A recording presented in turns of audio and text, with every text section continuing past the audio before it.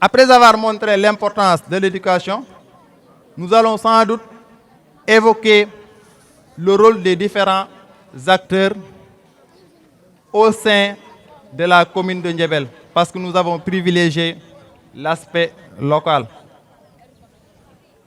Et qui dit développement local parle ou bien évoque le passage d'un acteur unique à une pluralité d'acteurs. Cet acteur unique, auparavant, c'était l'État. Mais actuellement, avec l'acte 3 de la décentralisation, nous avons ce que l'on appelle la responsabilisation des différents partenaires de l'État, à savoir la population. Et au sein de cette population, nous avons le système éducatif, nous avons la municipalité, nous avons le rôle des parents, nous avons le rôle des étudiants. Donc, en dehors de ça, nous allons également revenir sur les défis qui sont présents et les enjeux de l'éducation face au développement de notre chère commune. Et pour finir, nous allons ouvrir des perspectives de développement qui pourraient permettre à la commune de Ndiébel de sortir de son enclave de développement. Voilà brièvement les différents aspects selon lesquels je vais m'appuyer pour clarifier, apporter ma contribution par rapport à la question soulevée ou bien par rapport à la question qui émane de notre réflexion en ce moment. Donc, qu'est-ce que l'éducation d'abord? Qui dit éducation fait allusion à une pluralité d'aspects. L'éducation ne se limite pas seulement à ce que l'on appelle l'école française, qui parle d'éducation, parle d'appartenance, parle de ce que l'on appelle un patriotisme. Ce sont les bases même de la vie en société. Donc ici, les différents types d'éducation que je peux citer, nous avons d'abord l'éducation de base qui est appelée éducation morale. Nous avons aussi l'éducation sociétale et enfin nous avons l'éducation que l'on prône et que l'on propose à l'école. Et au niveau de cette école, nous avons l'école française et l'école arabophone. Donc l'éducation ne se limite pas à l'école française. Et cette éducation n'est rien d'autre qu'une mise en œuvre d'un certain nombre de procédés. Et ces procédés doivent notamment répondre à la formation et au développement d'un être humain. Et ce développement, nous avons notamment les capacités intellectuelles. Nous avons, au-delà des capacités intellectuelles, les valeurs morales, physiques et scientifiques. Donc le développement, l'éducation se résume en ces termes-là. Parallèlement à l'éducation, nous avons ce que l'on appelle le développement. Qui dit développement parle d'une avancée. Une avancée par rapport aux ressources. Que ça soit humaine, naturelle, socio, culturelle, technique, industrielle, et la liste n'est pas exhaustive. De tels changements sont importants au sein d'une société, car c'est la source d'enrichissement de la population et la source d'amélioration des conditions de vie des populations existant au sein d'une localité. Donc voilà l'importance du développement. Donc ici, ni l'un ni l'autre ne peut aller. Les deux vont de pair. Et nous allons un peu expliquer la notion de développement local. Qu'appelle-t-on développement local? C'est un développement caractérisé par une diversité d'approches. Et ces approches sont des approches initiées et mises en œuvre par les populations locales. Parmi ces aspects, on peut citer ce que l'on appelle l'aspect ressources. L'aspect ressources, c'est à l'image de vous et moi, qui au sein de la commune de Ndiébel peuvent participer à la mise en œuvre d'un certain nombre de projets pour faire émerger la commune sur tous les plans éducatifs, sanitaires, techniques, etc. Donc, les populations doivent avoir l'idée d'adhésion à une identité économique et à une identité de valeur, d'appartenance au sein d'une même communauté. Et tout ceci pour faire émerger la localité. Voilà grosso modo ce que l'on appelle la notion de développement local.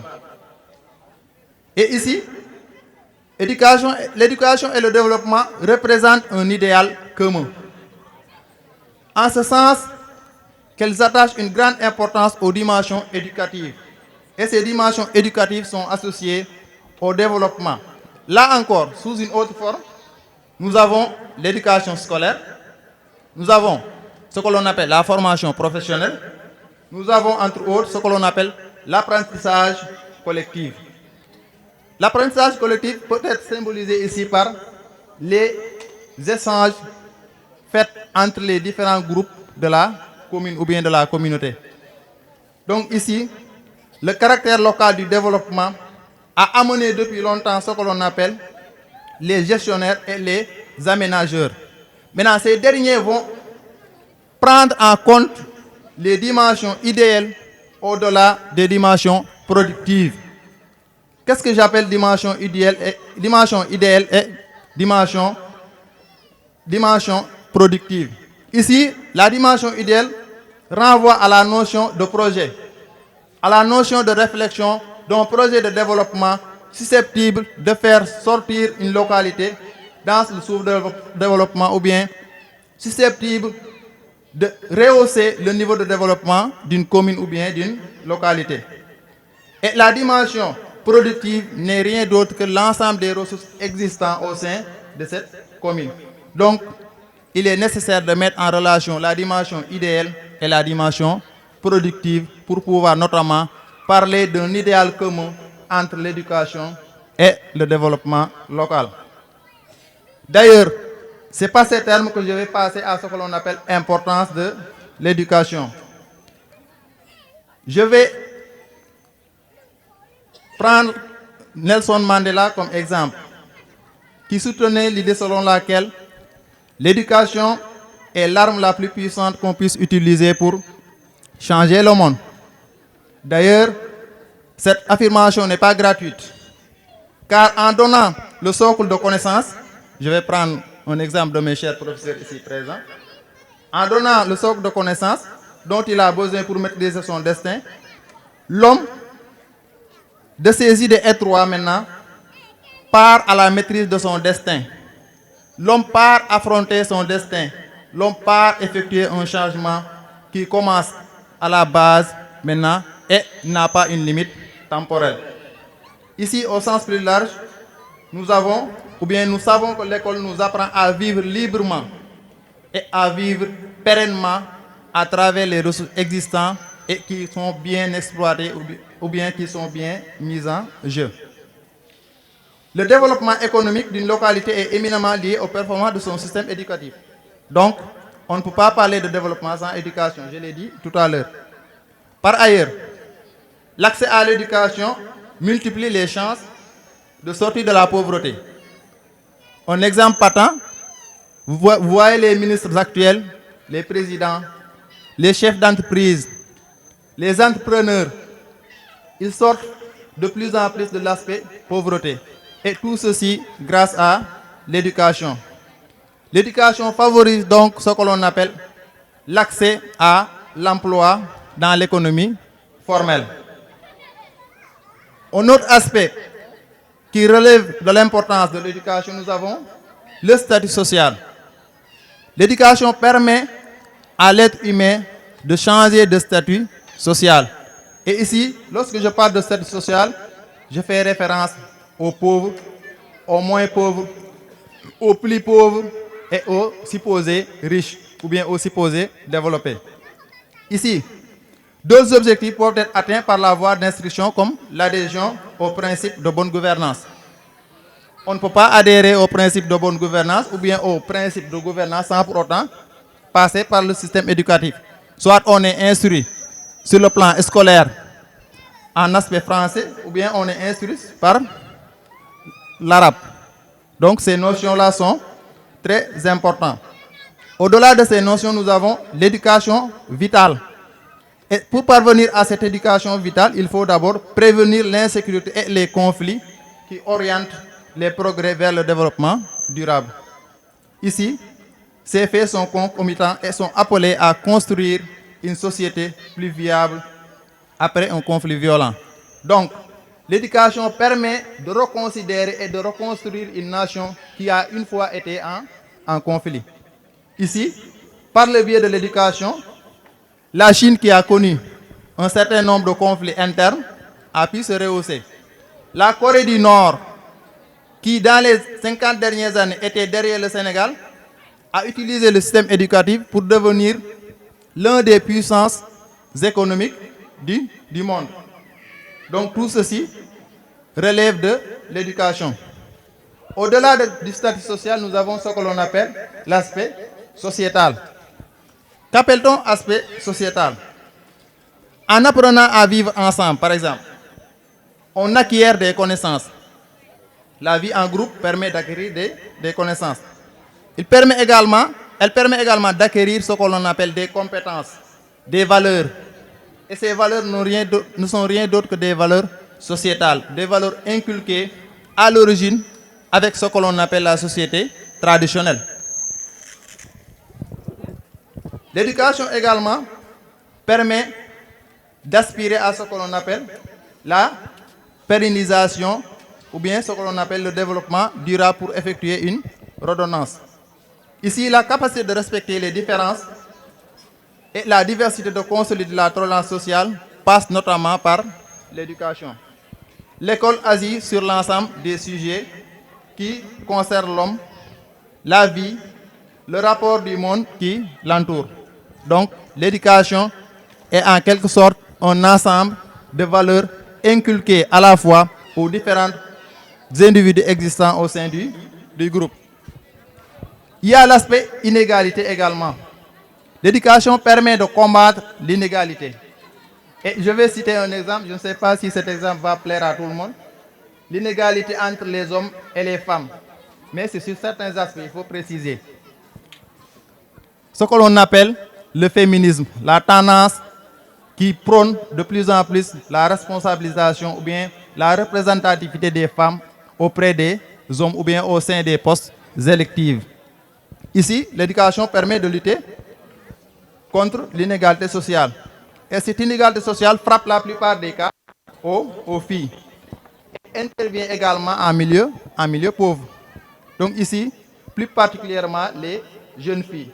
Donc, au passage, je vous exhorte à continuer avec l'éducation pour atteindre les faits escomptés que vous appelez le plus souvent la parité. Au-delà de ces aspects, nous avons l'aspect économique. L'éducation a un impact économique très important. L'éducation est le moteur du développement durable. C'est le moteur de l'insertion sur le marché du travail.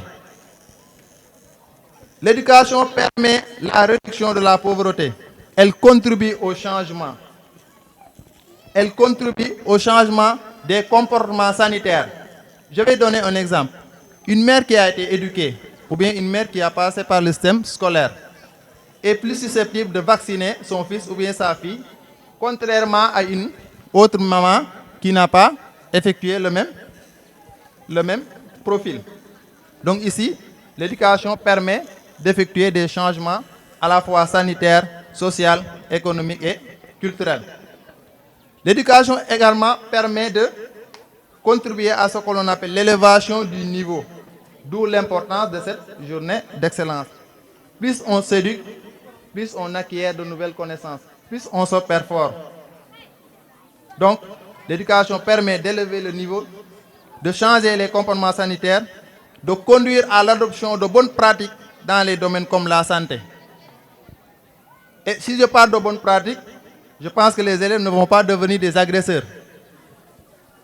Lorsque je vais parler de la notion de patrimonialisation référentielle, vous allez comprendre pourquoi je dis qu'un élève ne doit pas ou bien ne peut pas devenir agresseur. Les enjeux de l'éducation locale. Ici, il s'agit d'une amélioration du système éducatif. Et cette amélioration du système éducatif passe par la qualité et la garantie des fondements du développement local. Pour ce faire, il faut d'abord faire ce que l'on appelle la mobilisation des acteurs et des ressources. L'éducation, en dehors de son aspect économique, où on peut noter le développement durable, l'insertion sur le marché du travail, la réduction de la pauvreté, contribue au changement dans les comportements idéaux et productifs. Ici, nous devons également bâtir une société fondée sur l'intelligence du savoir et sur l'école obligatoire. Et si je parle de l'école obligatoire, je fais référence à l'éducation et à la formation. Et ce sont ces aspects-là qui nous permettent de mettre en œuvre les dimensions idéales pour aspirer au développement escompté. Toujours au niveau des enjeux du développement local, nous devons mettre en place des stratégies de développement territorialisées, être plus proche des populations. J'espère que les hommes politiques ici présents vont prêter une oreille attentive. Être plus près des populations, se sentir dans leurs besoins, mettre en place un développement de proximité, se préoccuper des premiers décideurs et des développeurs pour penser de nouvelles formes de gouvernance et de participation à la société civile. Ici, il s'agit d'inclure la population locale dans vos démarches de développement, dans vos démarches administratives, dans vos démarches économiques. Et l'éducation politique est une notion qui intègre de plus en plus et qui s'imprègne des mots de la localité afin d'apporter des éléments de réponse. Donc, ici, l'implication des acteurs du système éducatif est une nécessité pour le développement local. Les étudiants, comme exemple, les professeurs peuvent être consultés dans le cadre de l'élaboration des projets de développement local. Et enfin, la participation citoyenne. Les citoyens locaux, comme vous et moi, doivent donner leurs avis dans le cadre des concertations. Et malheureusement, ici, nous n'avons pas ce que l'on appelle les cadres de concertation. La population locale, et particulièrement le système éducatif, doivent être au cœur des concertations parce qu'ils représentent le fondement du développement à la base. Et ce fondement du développement idéal passe par ce que l'on appelle la création des cadres consultatifs. Et ces cadres consultatifs vont répondre aux priorités du moment afin de garantir l'éducation de base pour tous en mettant l'accent sur l'égalité d'accès, la qualité de l'éducation et la rétention scolaire. Ici, on peut à travers ces aspects assurer la gestion et l'encadrement efficace de nos frères et sœurs, ainsi que des enseignants par le biais de la haute hiérarchie. On peut également augmenter le financement relatif au système éducatif et relatif aux populations bénéficiaires. Mettre en application la fonction publique locale consiste également en un enjeu de l'éducation. Et cet enjeu-là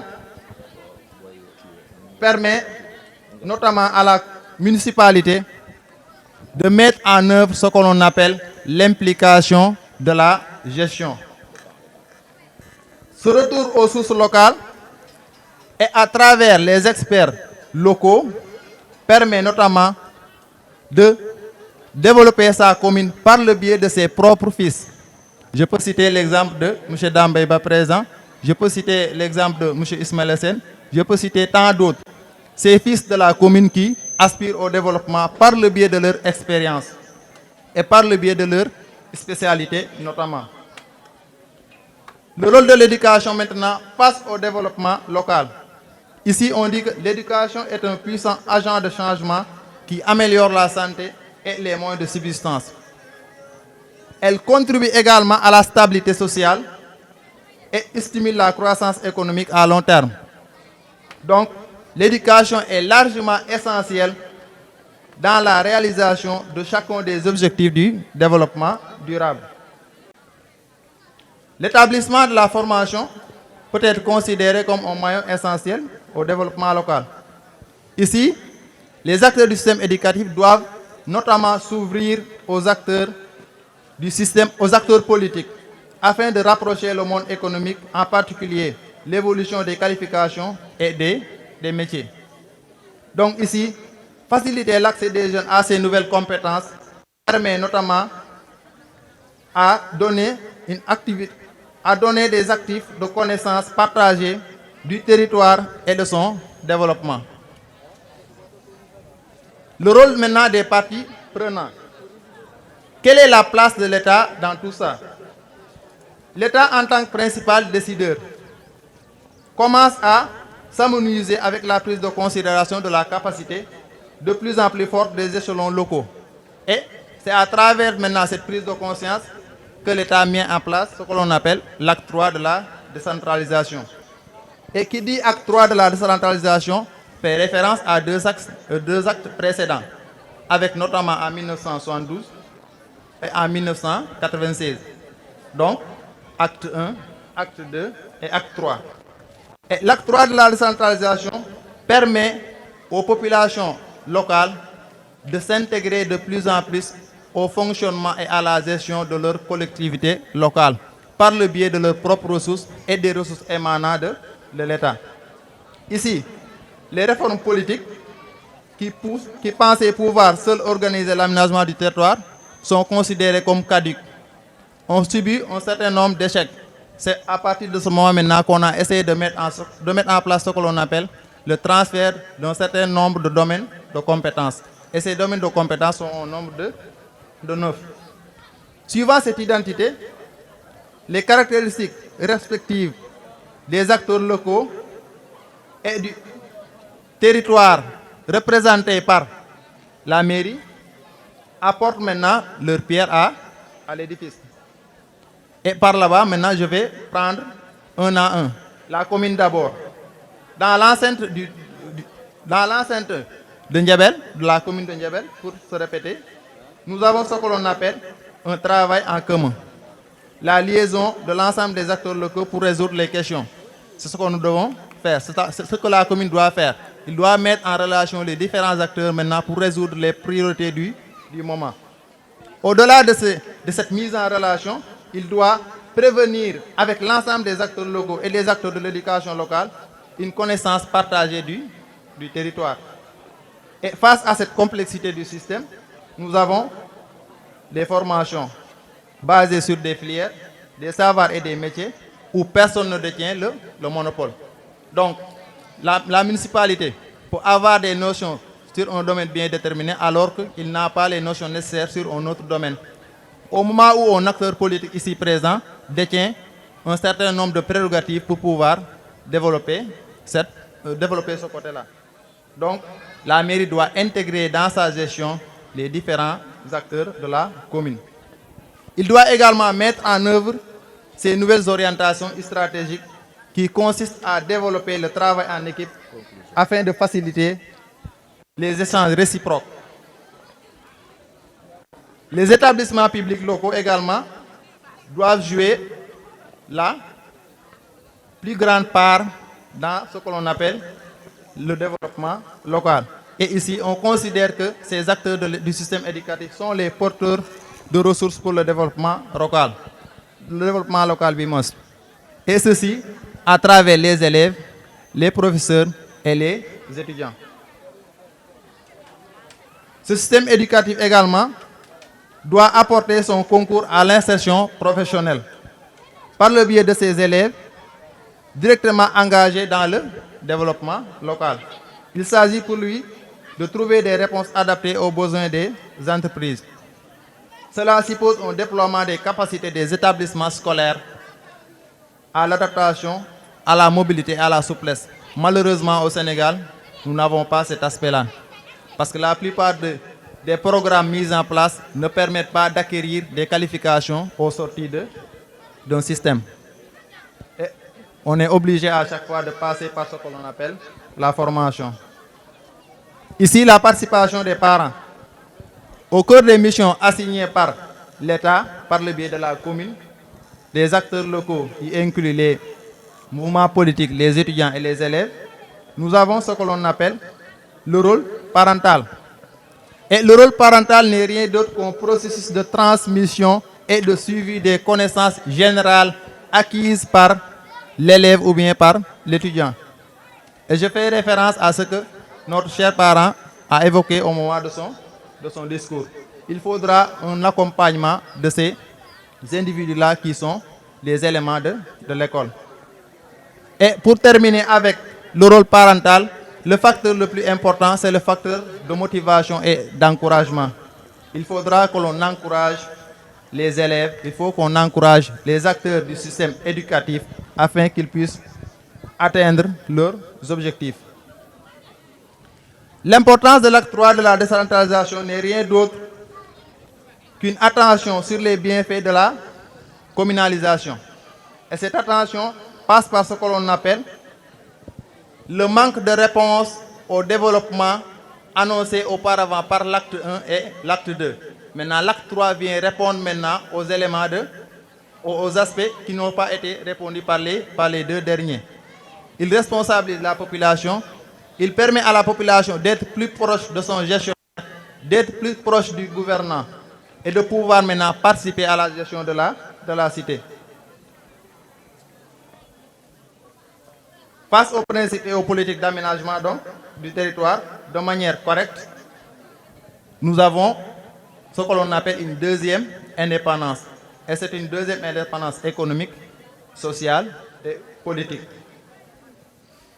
Donc ici, nous devons retenir que l'acte 3 prône un développement à la base et par le capital humain local.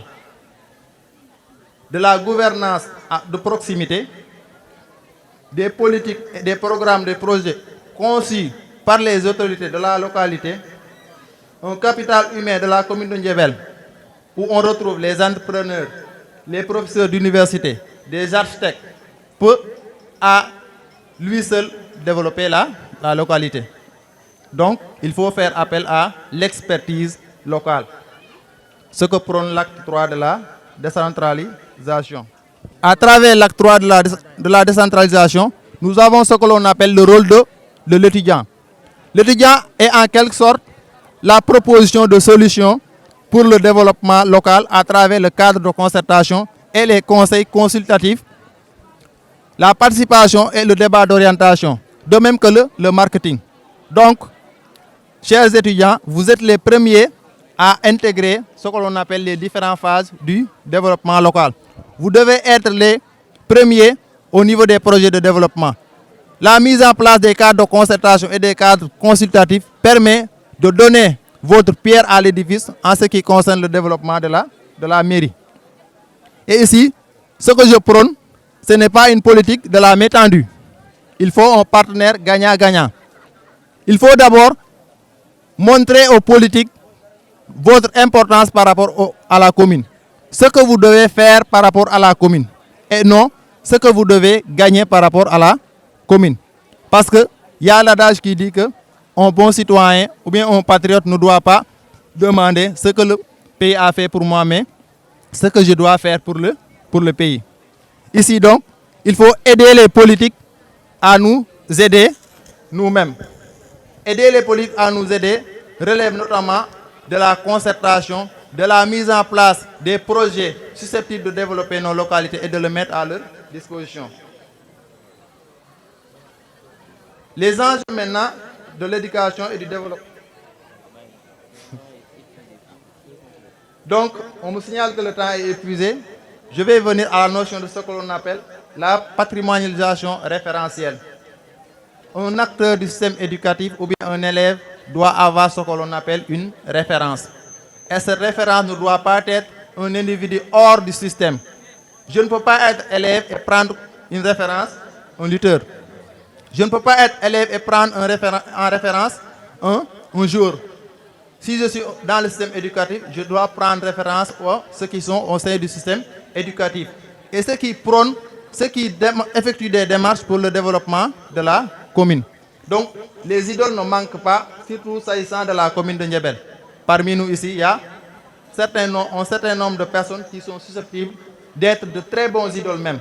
Et je ne cesserai de le citer. Vous avez M. Dambeba, vous avez M. Ismaël Hassen, et je vais citer mon cher parent, Diagne, et la liste n'est pas exhaustive.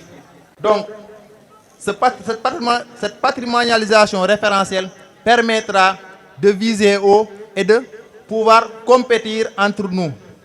Parce que je vais dire, je veux être un ministre, je veux être comme tel, je veux être comme tel. Et donc ici, un élève ne va pas dire, je veux être un agresseur. Parce que l'agresseur ne fait pas partie des acteurs ou bien des aspects de patrimonialisation référentielle du système éducatif.